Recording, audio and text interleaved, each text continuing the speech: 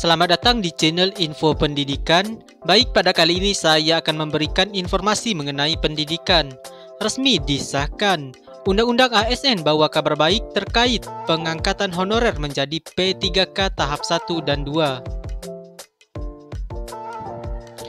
Mengutip informasi dari Klik Pendidikan, kabar gembira datang untuk para tenaga honorer di seluruh Indonesia. Pemerintah melalui Badan Kepegawaian Negara atau BKN resmi menerbitkan surat penting yang menjadi angin segar bagi para honorer yang tengah menaati kepastian status kepegawaiannya. Dalam surat yang diterbitkan pada tanggal 18 Maret 2025, BKN memastikan adanya percepatan pengangkatan honorer menjadi pegawai pemerintah dengan perjanjian kerja atau P3K pada tahun ini.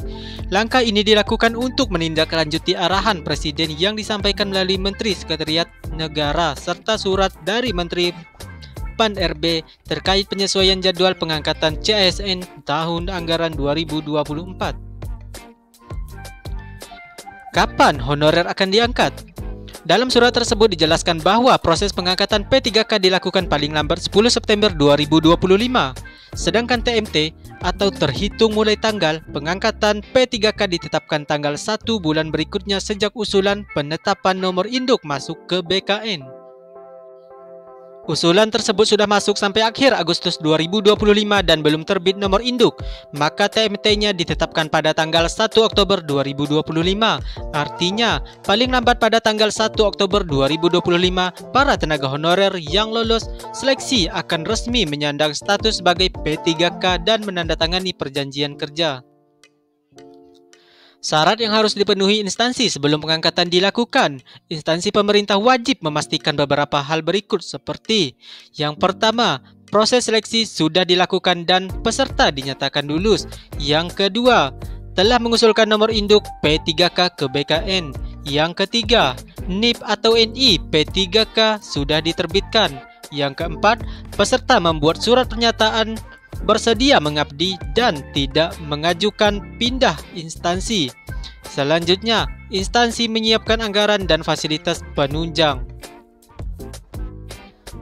Kabar baik tambahan dari Undang-Undang ASN. Tidak hanya soal percepatan pengangkatan, Undang-Undang ASN Nomor 20 Tahun 2023 juga membawa kabar baik bagi para P3K tahap 1 dan 2. Dalam Undang-Undang ASN tersebut, P3K yang merupakan bagian dari ASN kini memiliki hak status 7 bentuk penghargaan dan pengakuan. Apa saja 7 bentuk tersebut?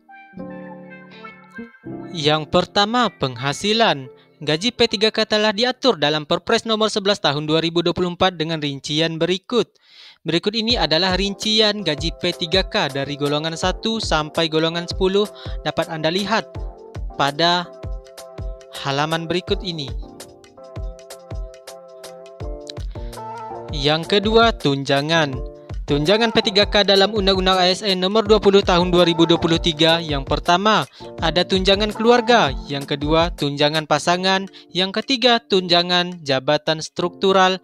Yang keempat, tunjangan jabatan fungsional. Dan yang kelima, tunjangan lainnya. Selanjutnya yang ketiga, ada jaminan sosial. Jaminan sosial P3K terdiri atas yang pertama, jaminan kesehatan. Yang kedua, jaminan kecelakaan kerja. Yang ketiga, jaminan kematian. Yang keempat, jaminan pensiun. Dan yang kelima, jaminan hari tua. Yang keempat, lingkungan kerja yang baik. Yang kelima, pengembangan diri. Yang keenam, bantuan hukum.